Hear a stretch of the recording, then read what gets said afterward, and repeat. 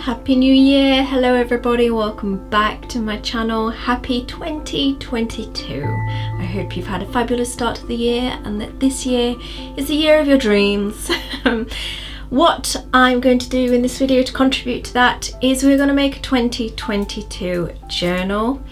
It's a very quick project, so don't worry about this taking up a lot of your time. What's most important, we are going to make a journal, but what's most important really is the content. So it also has prompts in this video for you guys to have a dedicated space to set your intentions for this journal.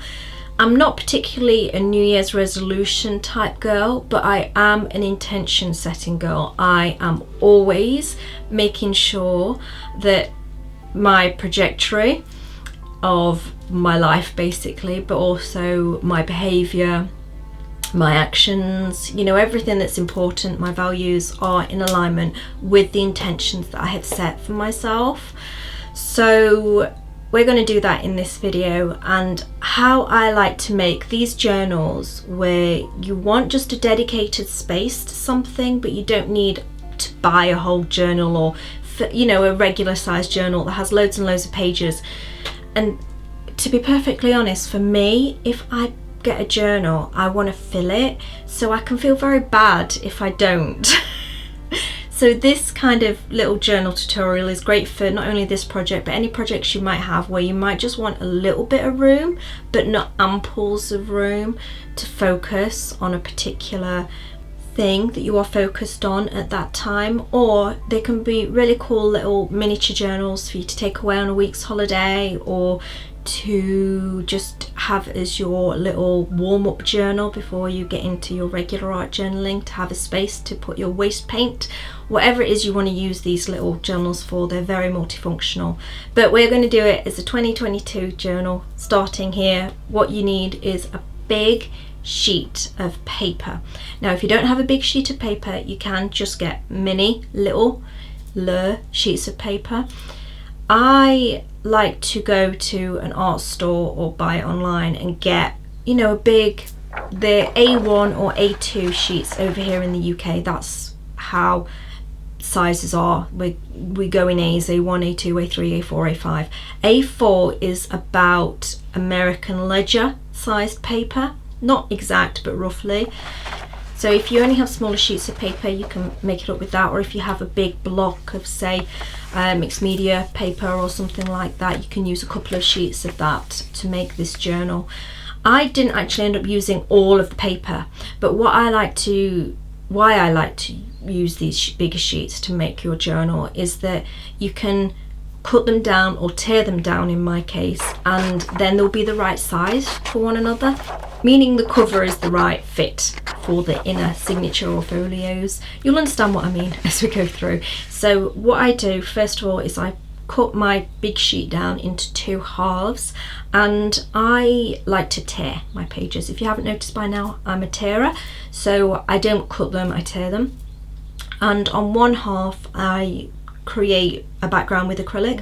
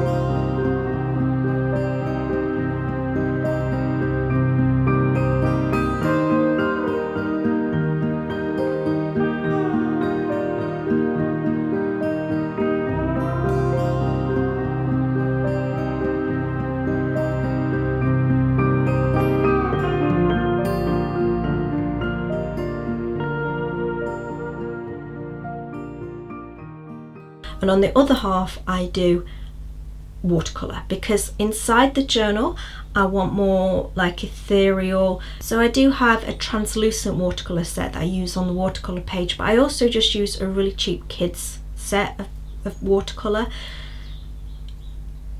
Basically, I just want something down on the background, but nothing that is gonna detract from whatever I want to put on it.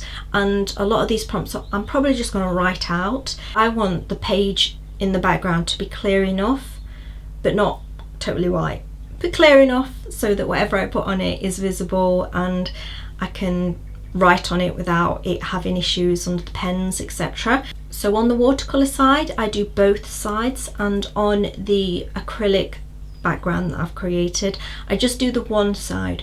That is going to be the cover, and when they've all dried, I start on the watercolor page first, because I want to know how many pages I'm going to have inside, and also the size of the journal, so that I can create a cover that will fit, just be a little bit bigger than the inner pages, so that it's got a little bit of protection.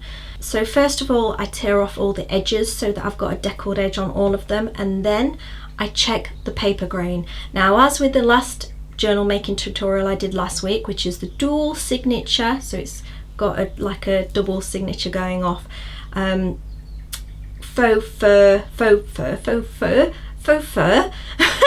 leather faux leather journal. If you want to make that, I posted that video last week, and as I said in that, I've done videos on this channel, etc., explaining the paper grain before, so I won't go into that, but you do need to check the paper grain to make sure you go with the right grain, not against it, so that your paper doesn't crack as you fold and put into a signature. So I check that, and then I tear the page accordingly to see how many I get and the size. So out of the watercolor page, I got 4 sheets, which are called folios for a signature. And I'm happy with that. I think that's enough, because that's 16 sides when you count it up. Then I go to the cover, and on the cover I tear it widthways so that it's actually twice the length of one of the single sheets. Now I do that so that I can fold my pages in, and so it gives my cover double thickness.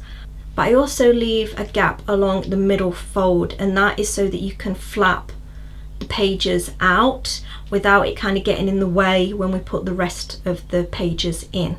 Okay, if that makes sense, you want to leave a little bit of a gap. Now, if you have gone with smaller sheets, you can easily just create this effect by just using washi tape to add on. You know, you just use 2 of your sheets and you attach them together with washi tape. Then I grabbed some ink pads that kind of match the colours that I went with the watercolours, and go along the edges of the pages, different ink pad on each one, so that it just gives it a bit of a difference. And I also do that with the cover as well, in a different colour. This is extra, but it just adds something extra to the journal. And then we combine it. I can't quite decide which way I want to do, which cover I want to use, because as I've cut or torn my cover, I've either got the option to go with the acrylic background on the front, or a plain front with the acrylic as kind of a surprise page ready for me to go on the inside. So up to you which way you want to go around. So for the binding, clip your pages together so that they don't move. And I like decoration on my spine, so we're going to decorate it, but things that I usually like to decorate it with, such as beads. I'm wrecking my room so I can get you these journals to show you. Such as this. I love beads on my journal spines, but they make it harder to actually create in. So especially as I'm going to do some writing in this journal, I want it to stay flat. So I'm going to use more ribbons, such as this one, to decorate the spine. Both of these are from my tutorial from years ago, my how to make a journal out of recycled greetings cards, Christmas cards. Can you see? These are all Christmas cards in this journal. This one I have done some work in over the years. But anyway, I'll stick a link to that tutorial somewhere. Many thousands of you have now made these journals. So threads or ribbons along the edge will give some decoration without giving bulk like what beads will do. So that's what I'm going to use, and I'm going to go with a pencil to mark my holes. Sometimes what I'll do is create a template. For this one I'm just going to go directly on the journal, and I'm going to go in about 1.5 centimetres. You can go in wherever you want. It doesn't really matter, these numbers.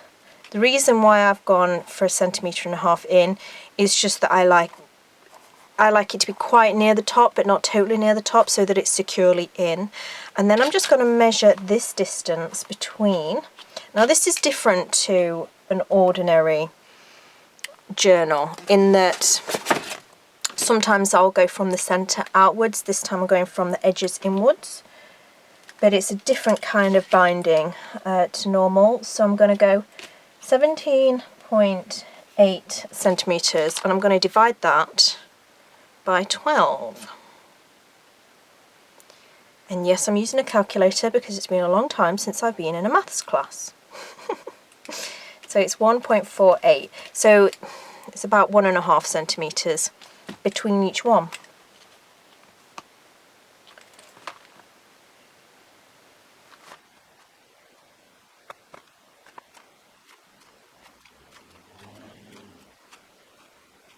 Now, as with all things Jenny Belly, you don't have to be exact. You don't even have to measure them equally. You can put them wherever you want. You can do a few holes, you can do a lot of holes. Really, the only thing that's important is that you do an even number of holes. And I'm going to use my crocodile. So I don't think you have to stick to my measurements. You don't have to go in 1.5 centimetres. You don't have to, you know, if your measurements are different to mine, because some people can get really wanting to know the details, exactly how I do something. I'm not a teacher that ever says to you, you have to do it this particular way. So you mix it up however you want. If you want 6 holes, if you want 4 holes, if you want 10 holes, if you want 20 holes, doesn't matter. So where they are, the distance also doesn't matter. What matters most is that you get it on the centre of the line. I am using this crocodile rather than an awl, which I would normally use to poke holes for a journal, because I am using threads, ribbons, whatever. I haven't decided what I'm putting on the spine yet, but whatever I find, that's what I'm using. So I want a slightly bigger hole.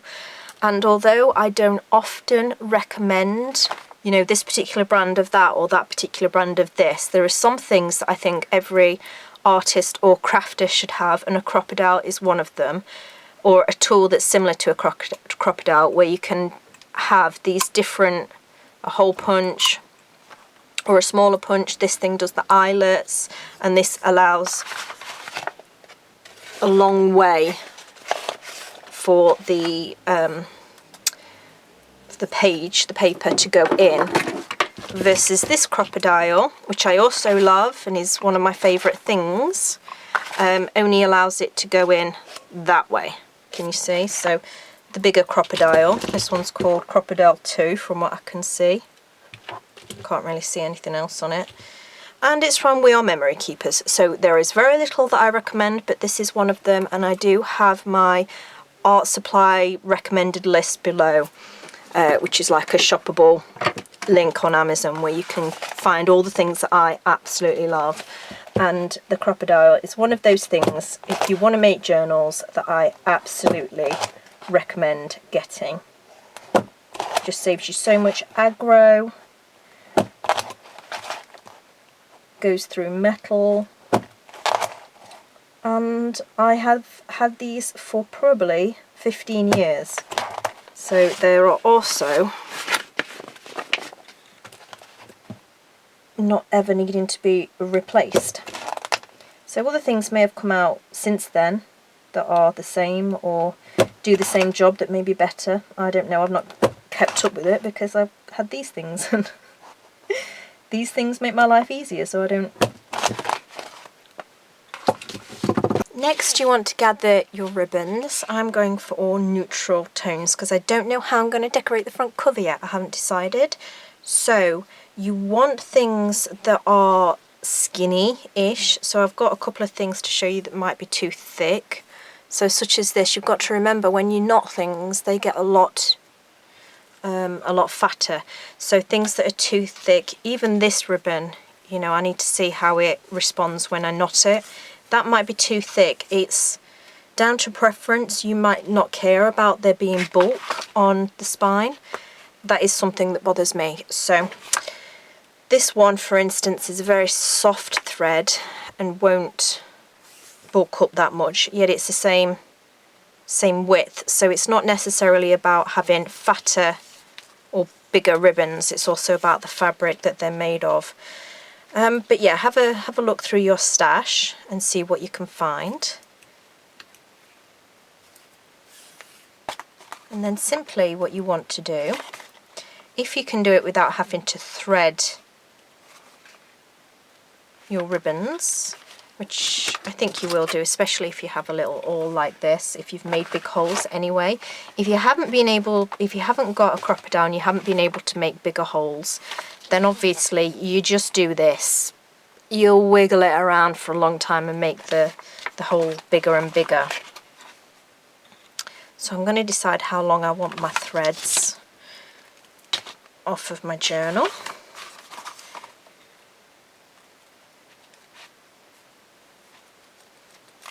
And they don't have to be exact. Some of these are little bits that I've recycled. Where's that thing that I just saw that clearly was a recycled thing? This. So I'm not going to cut down the threads first and then do them, because as well, knotting different things will mean that they end up different sizes, and you might want them different sizes on the end once you've done them anyway. So what I'm going to do is thread them first and then I'm going to cut them so that they're all level. I think I might like them being different myself, I don't know yet.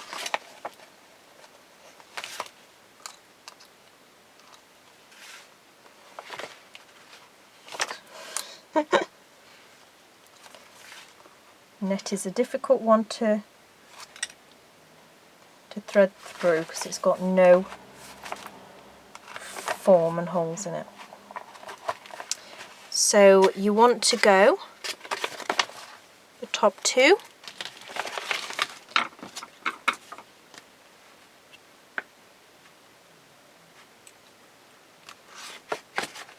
and then you just tie it off.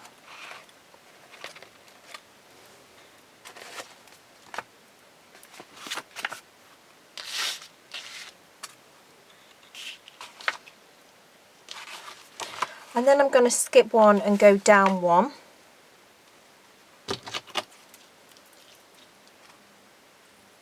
And ones that you can do, cut into a point, because that will make it a whole load easier to push through.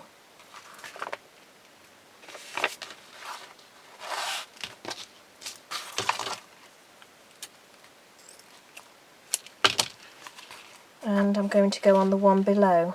So I'm missing out essentially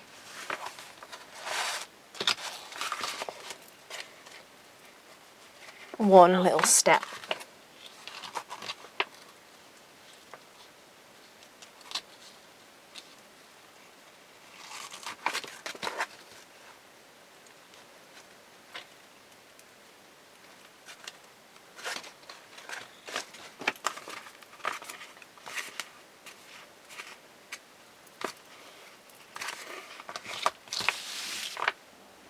Then I'm going to do the same again, go into the hole below.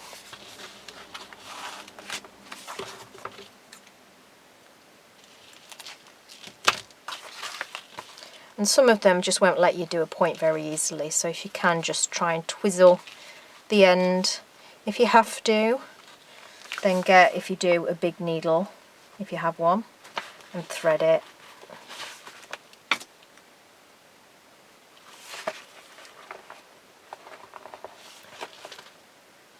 It'll probably be the easier way than struggling like I do, but you know.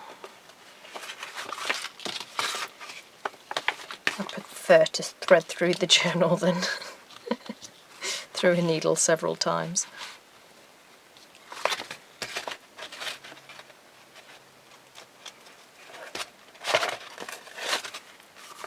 Okay, can you see how we're building and creating little steps between?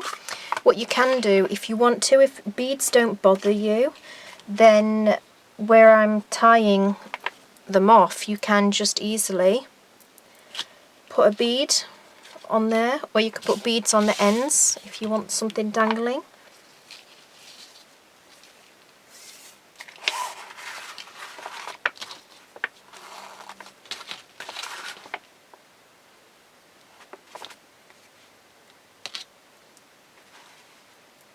So when you've got down to the bottom, you'll find there's only one hole left.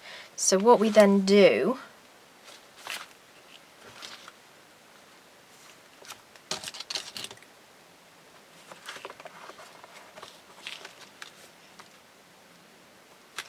come on, oh, just put it back out. Go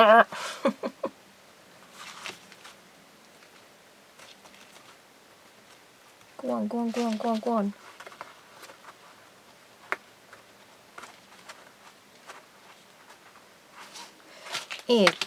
Excuse me, is we go back up the other way. So fibre on this last one might not have been the best one to demonstrate it with you, because it's not giving me much space. Like these ones have got space, this one's not got much. But you go back up into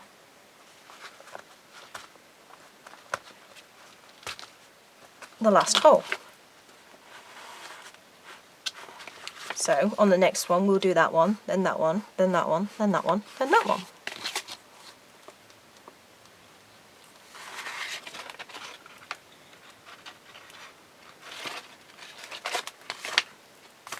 Now I've got to the bottom and it is all stuck together. You can take off your grips if you want, because this is fully bound as is, but we want to, you know, decorate the spine up, so we fill out the rest of these.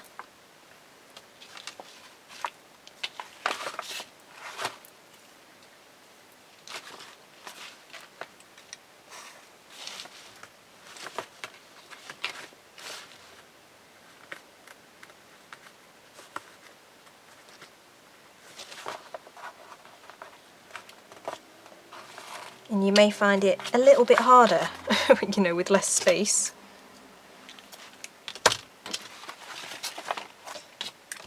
But that's another reason why you don't want ribbons that are very fat and will take up the whole hole.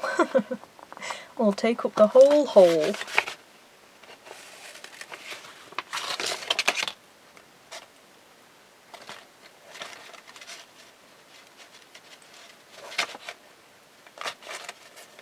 See how pretty it's looking?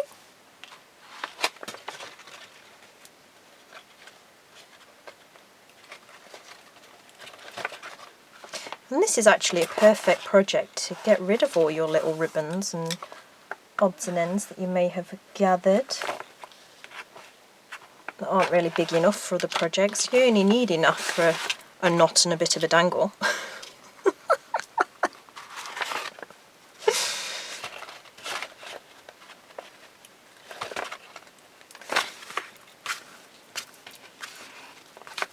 So as I'm building it, I'm just keeping an eye on the colours and where they're placed, so that caramels are kind of distributed and the browns are distributed, and I'm keeping this black one to go more up here. I've only got two left, so I want the white glittery one there. I didn't want to put it on the one I just did because I've got this white there.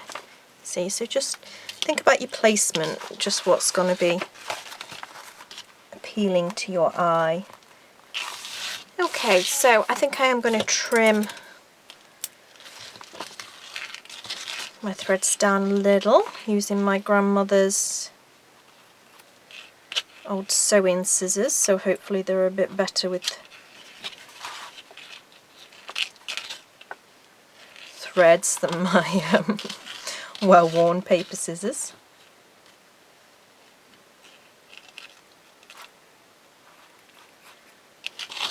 I'm not bothered about them being exact, just a little bit more even. Okay, happy with that. That looks pretty neat. And then when you open to the middle, oh, isn't that beautiful? It's beautiful steps of thread, each unique, looking pretty gorgeous. When you do it, you'll have satisfaction opening that and seeing that middle, I tell you. Okay, so the next step is to decorate your front page however you want your 2022 journal to look. I'm not going to do that yet. I'm actually going to do my front page, my art journal on the front page, because that is the January art swap. No, that's wrong. The January monthly challenge. I'm getting my groups on my art journaling community journal workshops wrong. It's the monthly challenge on the 1st of January. And with it being a new year, it is actually, the theme is for the new year, 2022. So I thought the best place to actually do that monthly challenge is in this journal. So I want to do this on the front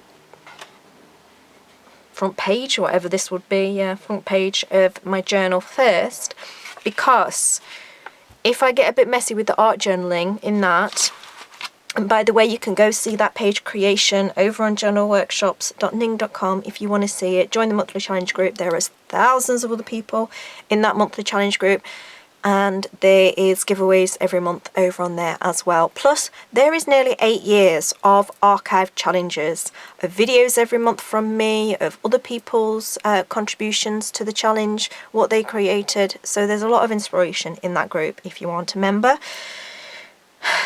But the reason why I'm doing that other thing first before I create the front cover is that if I get messy and it gets on the front cover, I want to be able to incorporate it into that design on the front cover. If I was to design my front cover first and then get really messy on this one and then go back and I've splodged paint all over my lovely design, I'll be a bit annoyed with myself. This is often why I don't actually decorate my covers until after I've finished my journal, for that very reason. So that's what I'm going to do first, so you can head over and watch me creating that art journal page if you want to, and then I'll come back and do the front cover.